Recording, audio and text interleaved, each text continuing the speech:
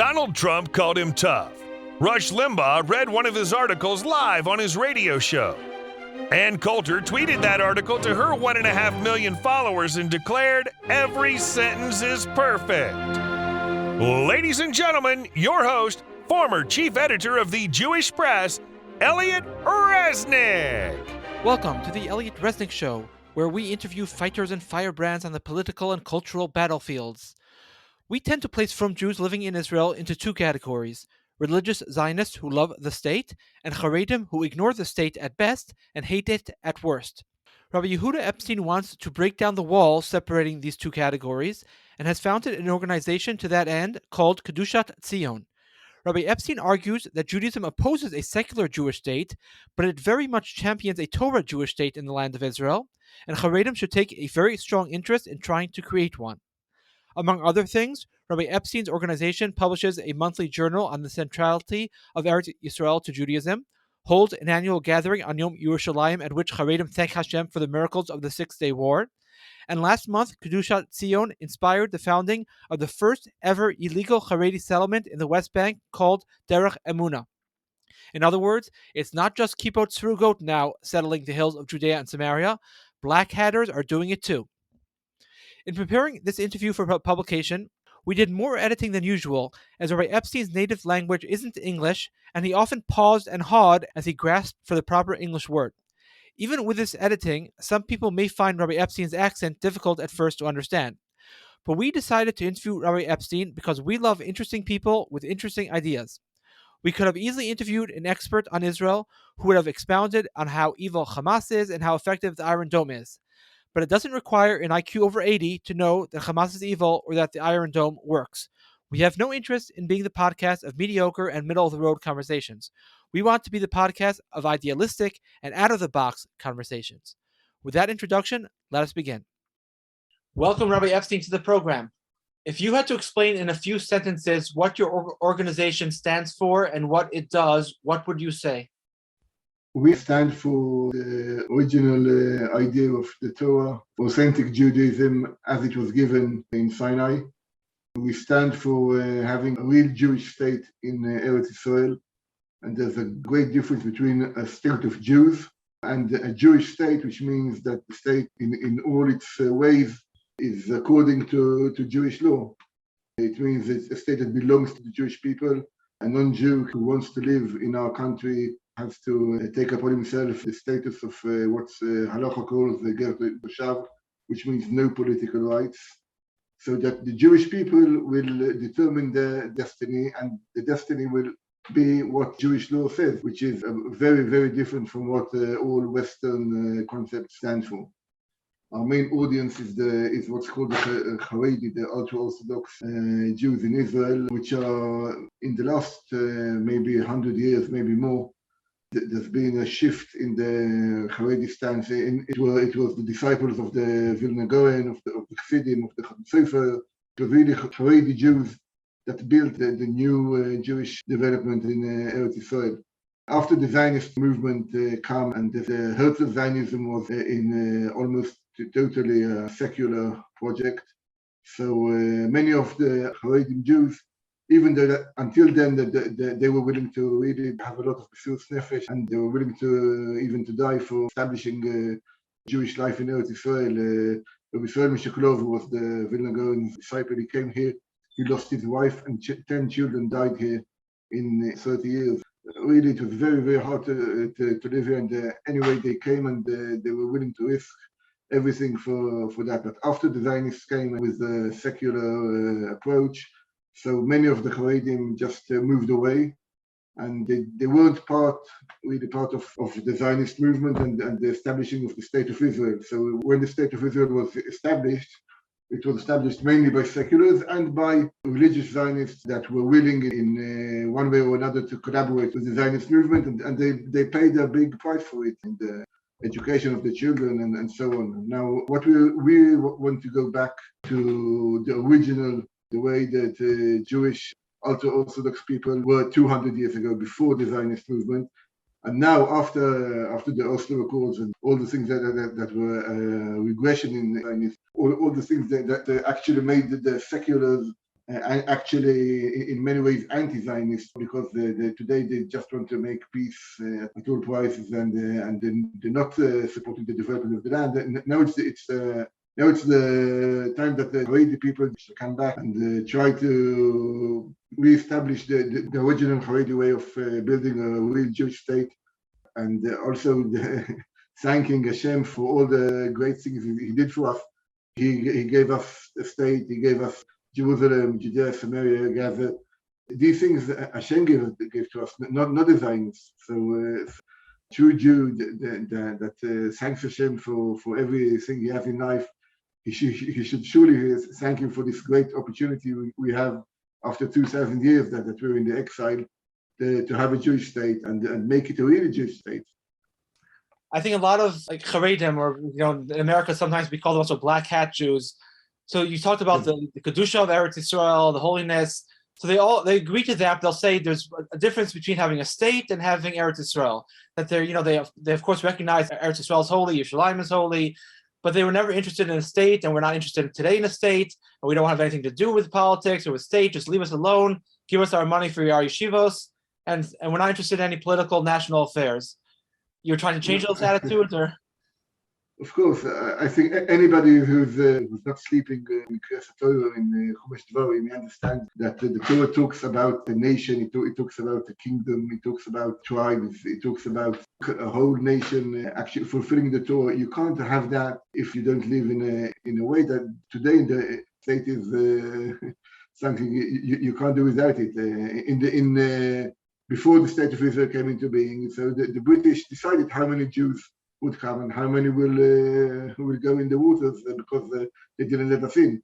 If the Arabs will be in charge here, so we'll all be in, So it's quite funny to say, I want Eretz Yisrael, but I don't want a Jewish state. What do you mean?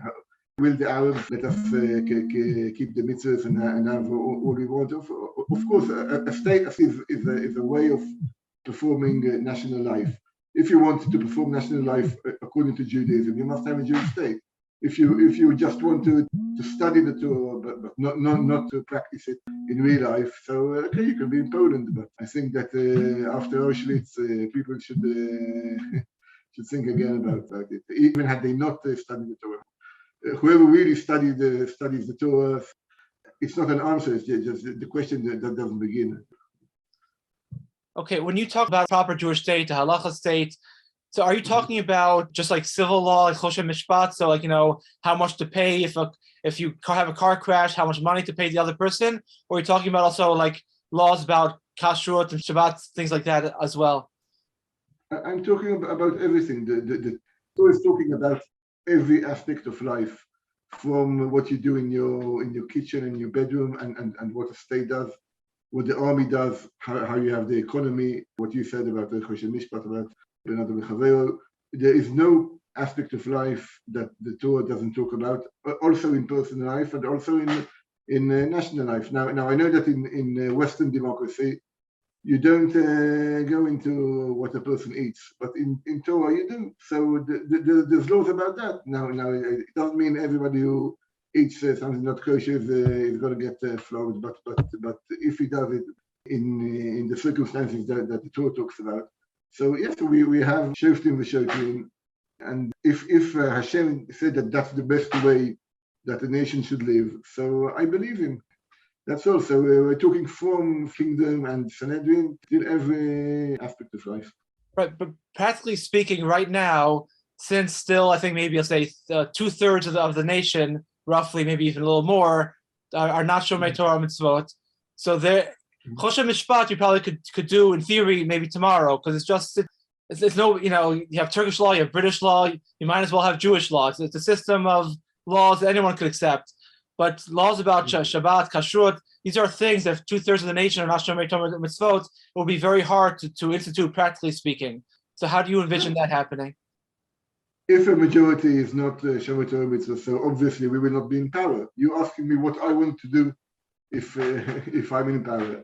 If I'm in power, it means the nation supports us. I'm not talking about taking power by force. I'm talking about persuading the people that this is the best way of life. So now We are a minority, and I don't like very much of the laws we have, but that's what we have. So I don't think it should be different when we are the majority, and other people might not like all kinds of laws. Nobody likes paying taxes. Nobody likes all kinds of laws. But if the majority decides that that's the law, that's the law. I think that when they see that it really is good because Torah wants life to be good for people and good for Jews.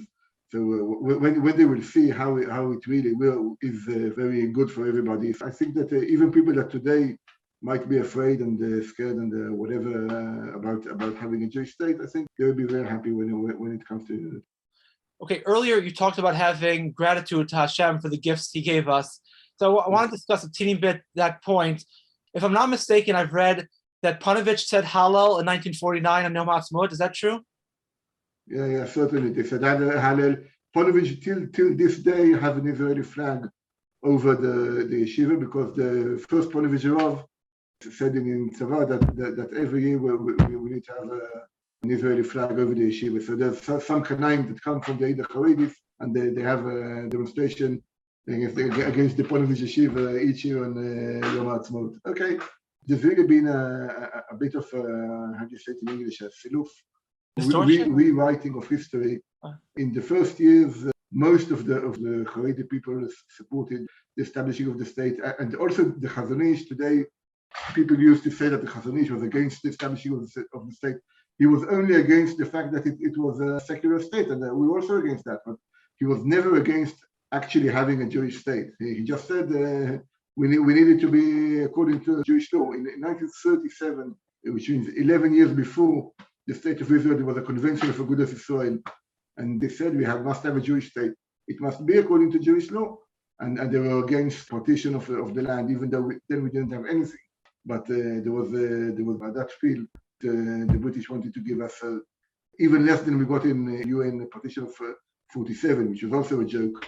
And the Agusdas Yisrael said there's no way, just like a Sefer Torah which has one letter missing is posul.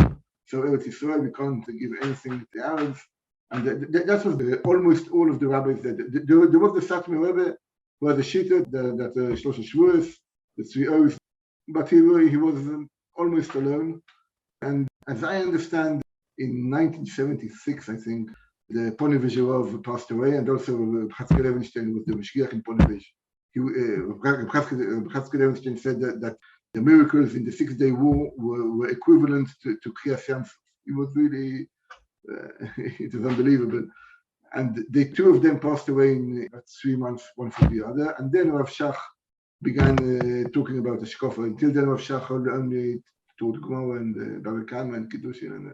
And then all of a sudden, all the Ashkafa became. It was mostly educational. Rav Shach also, I don't think he really believed that we're not allowed to have a Jewish state before the Messiah. If it's a Rav Shach, you could press a button and the Israel would evaporate. He wouldn't do that. But in educational matters, it's much easier to say to Yeshiva Bochus, just sit and learn, when you say there's nothing outside of the state of Israel. So that's what made a development that in the end, today you see the so-called mainstream Haredi, which I don't know exactly what's mainstream because everybody thinks he's the mainstream, but most of the mainstream Haredim say we have nothing to do with the state of Israel. But when you push them to the wall, most of them say, I really don't know. I don't know, leave me alone, let me study. But if you tell them, okay, we have an Arab state here, or the British will come back, they say, no, I want a Jewish state. So it's okay. But by the way, the same ones that burn Israeli flags in Mea Shearim on Yom HaAtzmaut, it's a very tiny minority.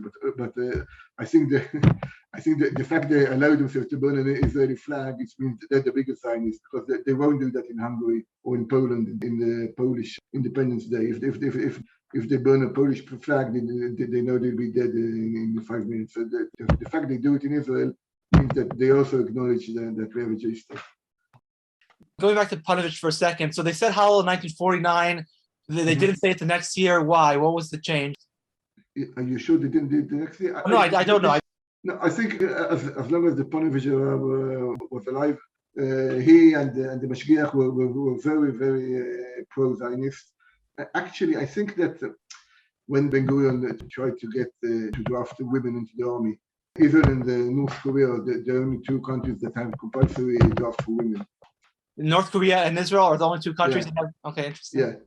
Yeah. Now, and Ben-Gurion, it was very, the Chazon Ish tried to dissuade him from it, and Ben-Gurion didn't listen, and he made a bill, which means the women have to go to the army. And he said it's Gzeirat Shvat, and since then the Haredi stance towards the government became more and more anti-government. I think that only when the Likud came into power, the bill was changed. But then the Haredi public began to develop in a certain way, and they understood that in order to keep our children, our boys, our girls from going to all kinds of places, the best way is to just say, well, we have nothing to do with what's going on. And I understand that very much. But Hashem still made miracles, and we still have to acknowledge it. And that's what our organization is trying to, on the one hand, to acknowledge Hashem's great gifts. On the other hand, to say, of course, there's all kinds of dangers from what the current government does, and we have to acknowledge that and do our best in order to change the situation. What are some things that famous Rabbanim have said about the state of Israel or the national return to Eretz Yisrael after 2,000 years that people don't know about? What I said earlier, Elliot Epstein talked about the 6-day wars in terms of Yetzias Mitzrayim, of Kriyas Yam Suf. Rabbi Yoshiv, Rabbi Shem Zalman Auerbach, earlier there were many Rabbi Sazar Meltzer, most of the great Torah giants of the last 100 years, Chaim Ozer and Tzimur Volozhin, they all talked in terms of the prophecies of the Nevi'im coming true. I think the main prophecies that we really need to establish and have the people know about is the prophecies of Yechezkel, who's talking about the fact that it's right. We're not. People say, why should we be redeemed?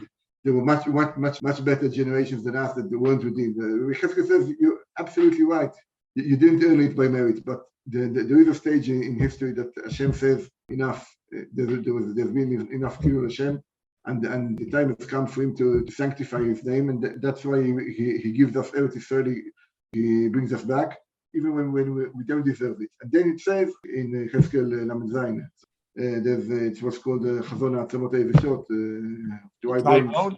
Yeah, the dry bones. It says that they begin to get together, and then after they get together, it says that the ruach, the soul, comes into the bones. So we're exactly on that place that the bones have come together. We have a Jewish state, a Jewish people. We didn't have it 2,000 years. We were just dry bones. Now the bones are not dry, but the soul has not yet come in. So this is exactly the time that the soul is coming back, and then it will be not just like I said in the beginning, not just a state of Jews, but a real Jewish state, and of course all the Jews from all over the world have to gather in. You said Rav Shlomo Zalman Auerbach. What did he say specifically? First of all, it was when he said the Rav, he talked about Rav Kook here and Rav Eliashiv. For them, Rav Kook was there, but he said there's a story about him. People from the yeshiva called Torah, it's in Beit Vagan in Jerusalem. They wanted to go to Kibbutz Tzadikim in the north. He said, why do you have to go 3 hours to Kibbutz Tzadikim? Here in Har Haaretz, and it's near Beit Vagan. You have soldiers that died for the state of Israel. Why don't you go there? He ran away from politics.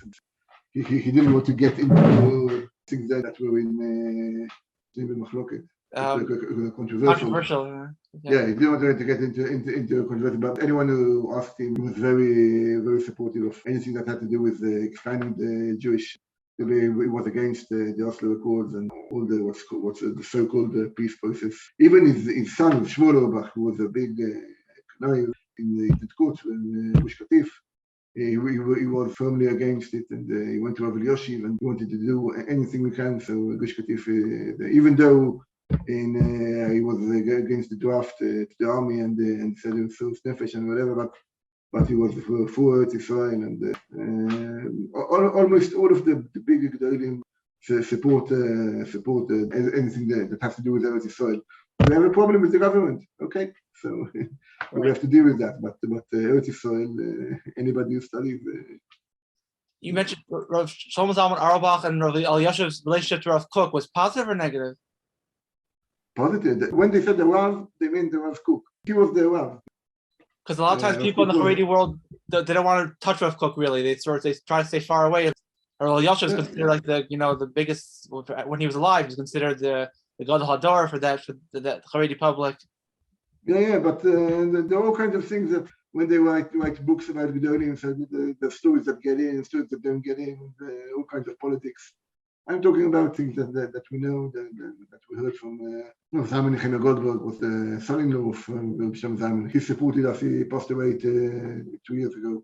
He supported Kedushat Tziyon. He supported us publicly.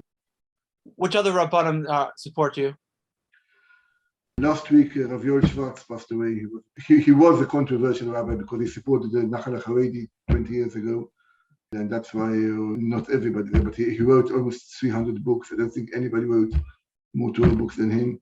He was a disciple of Chaim Shmulevich and Pascal Evenstein and Vitaly Eisenman from Torah. He was one of them.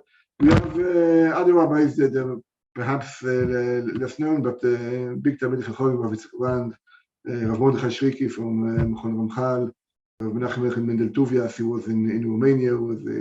His father was Rav Beis Din, and he also has a synagogue in Bnei Brak. He's big Talmidei Chachamim. There are others that support the Boston Rebbe supported us. He came to our convention, and others. There are some that don't want publicly to be connected to us because of the obvious reasons. But we see more and more.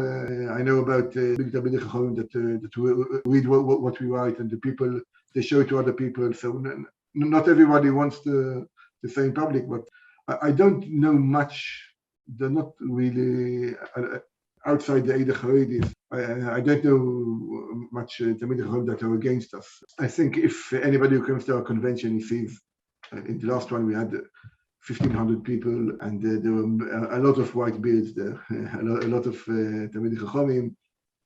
Some are more famous, some less, but it's not a few young yeshiva brokers. No, it's something very, very serious, very, very big, and it's going. These are all charedim, 1,500 charedim coming to the conference. Yeah, almost only. There are a few what's called the chardalim, right? The people from the religious Zionists that are disappointed from religious Zionism because of the compromises they had to make. So they also find themselves with us. But 95% are black hat. Right. A few months ago, there was a news story that the first illegal Haredi settlement in Yehuda and Shomron, like Derech HaMunah, was that something that you were involved in, your organization was involved in? Or? It was actually born in our convention. In our convention, people meet with one another, and somebody talk to another person and another third, and that's how it came. So the Derech HaMunah, they have in by themselves, but we supported them. We came there. They used our platform. They used our list of emails. We gave them whatever they needed. And most of the people were people that came through our convention. So you can say we have a lot to do with it. And by the way, we're hoping to have another one more in the Binyamin. I also hope that after Sukkot there'll be another attempt to build it. Oh, the army took them away? Excuse me? You said another attempt to build it. Why? What happened? The army took them away? The was taken away after 3 days by the army. Okay. There were 3 days, very, very special days. But okay, it will probably be taken away again. But in the end, if they're determined, hopefully it will be an issue with Israel. Are you involved, or your organization at all involved in politics? Meaning, because right now the Haredi parties still have the old attitude. We're not really interested so much in national issues. Just give us our yeshivos and certain other things and leave us alone. Are you trying to influence the political parties, or you're just doing grassroots and you're just hoping over time that it will influence them? Yeah, we are doing grassroots, but of course it has impact on politics. Maybe you don't see it so much, but there is I think today the Haredi parties will not go with the left, even if they offer them more, because they know they lose a lot of electorate, and I think a lot of this is thanks to us, not only to us, but there are all kinds of things that are going on. But I think there is a slow but sure tendency of charedim to be more involved. It's also because the Haredi public is growing very much, because 30 years ago, okay, you had a few hundred, a few thousand Avreichim and the Shiva Bochur, and that's all we had. Today they understand that it's the Haredi public is perhaps 1 million people. You can't continue to deal with 1 million people like you dealt with 10,000. It's something different. So as far as things are going, I think they're in the right direction. It takes time. It's a very conservative, very old-fashioned public, and okay, that's good. But I think they're on the right way, and I hope what we're doing is influencing. Most people who are listening to this interview or listening to it on a podcast, they don't see you, they just hear you. So they don't see that you're wearing tefillin. And someone told me that you wear tefillin all day long. Is that true? And if yes, why? I try to wear tefillin as much as I can. That's what the Gemara says. I know it's not very mekubal, but the Vilna Gaon said we could do. I studied in the yeshiva in the old city that the disciples of the Vilna Gaon, and we tried as much as we can.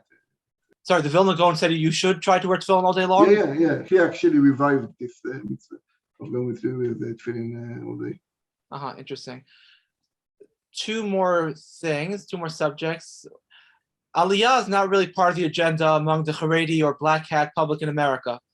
People sometimes wonder, though, why in an age when charedim are adapting so many chumrot, they don't advocate also going on Aliyah. Many people say Yishuv Haaretz is a mitzvah, but even if it's not a mitzvah, it's at the very least a chumrah. Do you agree with this criticism? You can't deal with the question of Eretz Yisrael like you deal with an etrog. So I buy an etrog for $40 instead of $20. So it's like going to Eretz Yisrael or not. It's not the question if it's a mitzvah kiyumis or mitzvah chiyuvis, and if somebody wants to get away with this mitzvah and find a heter not to come to Eretz Yisrael, he can find it. Jews know how to find the territorial for things they don't want to. But anybody who understands that Eretz Yisrael is not just a mitzvah. The covenant between Hashem and Israel is based on the fact that we keep the mitzvahs, and Hashem gives us Eretz Yisrael. Now, if your father says to you, do that and that and that and that, and you're not such a good boy, so you don't do everything your father says. So, okay, he might be angry at you, but you're his child there, okay? But if you say, I'll do everything you want, but don't give me anything, that's much worse. It means that you don't have any connection with him. And even if you do everything he likes, if you say, I don't want Eretz Yisrael, I don't want to live there, it doesn't matter if it's a mitzvah kiyumit or chiyuvit or whatever, or the rights of the rabbanon. You say, okay, okay, I do the mitzvahs, but I don't want any connection with Hashem. So that's how I see it. So it's much worse than not performing some mitzvah that people have yetzirah, people have all kinds of excuses. But if you don't want, it is the etzem hakesher, it's the marrow bone of Judaism. So that's how I see it. And everybody who studies Chumash, I think is supposed to get to that conclusion. Right. I think I read a story. Someone once asked Shlomo Zalman Auerbach, or they had a discussion with someone else in front of him about something related to Eretz Yisrael, either Aliyah or something else related to that general topic. And that one person was giving proofs, rayot from the Gemara, from different places, and they were complicated proofs. And Shlomo Zalman Auerbach, I think, finally interrupted and said, you don't need such complicated proofs. You just open a Chumash and start turning the pages. You'll see that Hashem wants us in Eretz Yisrael. You're making it too complicated, he said. Yeah, but Rav Kahana used to say that people don't study Tanakh in yeshivas because it's the only book that doesn't have a skomas daily. I seriously say, open the Bible, and people think I'm joking. The Bible it tells us something. To know what Hashem wants, Torah, Nevi'im, and Ksuvim. I know Avreichim that never studied Nevi'im, so that's part of the Galus. And people say Galus Hadas is worse than Galus Haguf. When your mind is in Galus, it's very hard to persuade you. Okay, I just want to ask you about the last thing about two people. I was going through your website and I was just looking through some of your newsletters, and I noticed two names that stuck out at me. One was Isaac Breuer, Yitzhak Breuer, and Akiva Yosef Schlesinger. I think both those people are interesting people for different reasons. Could you quickly talk about both of them and why your organization talked about them in your pamphlets? Yitzhak Boyer was actually one of the leaders the founders of Agusdas Yisrael. He was the grandson of Shimshon Raphael, and he understood fully well that Judaism and the Torah talk to a nation, not to private people, and he saw that the world, it was in the 100 years ago maybe, the world is becoming much more, all the arising of nationalism is actually meant to bring the Jewish people to come back to the origins, as a nation in their land. And so we understood that we have to take the Torah and make it the law of the land, and take the people of Israel back here. He was very opposed to the Zionist movement because he saw it as an effort to make a new Jewish nation, which is not based on Torah. He said the Jewish nation is the nation of Kodesh Baruch Hu, and the Torah is actually what makes us a nation. And that's why he was very opposed to political Zionism. But he says that we must have the true Jewish nationalism of the Torah. Rabbi Yehuda Epstein was even earlier, I think. He was a Hungarian rabbi, and he fought the reform movement in Hungary. He fought them, and he wrote books against them. And after 10 years of real struggle with the Reform Jewry, he understood that we can't win that battle as long as we are not in our land. The outside world will come and devour us more and more, and we can try to keep what we have, but we have no chance of winning. The only chance of really living a Jewish life is to come back to Eretz Yisrael, to have a Jewish state, to have a Jewish army. He talked about things that it was 30 years before Herzl. He talked about a Jewish army. He talked about speaking Hebrew again, which was nobody thought it was possible before Ben Yehuda. He talked about coming back to Jewish dress, not what we were today, but original Jewish dress. He talked about really going back to the origins, to the Bible, to everything, and the zealotry against the secularists. It was part and parcel of his wanting to have us back in Eretz Yisrael and to make a real Jewish state rise again. He was a dreamer, but the dream came true. They're really two of the biggest giant thinkers of the Jewish nation in the last 100, 200 years, and we try to do what they said. I think I read that he blew shofar on Rosh Hashanah that fell on Shabbos one year. Yeah, that's also, yeah. He was very. He had the original thinking. He also wrote the Tcheles. Today we know that the real Tcheles is Murex, but he was very original in his thought. But it was a big time of people respected him very much. Right. No, it's interesting. Also, like in Hungary, I think he like you said, he was a very strong fighter against reform. I think he said, like, you're not even allowed to walk into a shul, I think, that has a choir. You're not allowed to walk into a shul, I think, that has a drasha in Hungarian or German, whatever it was at the time. So he was a huge kanai in that direction. And the other direction, though, he comes back in Eretz Yisrael, he has all these interesting original ideas. By the way, it says, Hashem says, Kineti Tziyon Kina Gdola, so you can be a kanai and a Zionist together. So what's the pasuk? I'm sorry, say that again. Kineti Tziyon Kina Gdola. Which means in English, sorry? Means I have zeal for Zion, so you can be a Zionist and a Zionist together. Is that from the Nevi'im, or? Yeah. I'm not sure which Nevi'im, but. And also, by the way, you said about dreamers before. I was reading a biography of Jabotinsky a long time ago. Shmuel. Yeah, no, but he writes that apparently during World War I, Jabotinsky was arguing with some British official. He wanted to create the Jewish Legion, the part of the British Army that would be a Jewish section of the army. And the British official told him, "You're a dreamer." So Jabotinsky pointed to all the portraits, all the paintings on the walls of, because a lot of older buildings have paintings of people who are the founders of the building. He said every single one of those paintings was the painting of a person who was a dreamer. So, and the person realized that he has a point. Yeah. If you don't dream, you don't get anything. Yeah. Okay, well, thank you so very much for your time. Pleasure and honor meeting you, and I wish you much hatzlacha in all your work. You too. Thank you very much. Thank you. All right, that does it for us.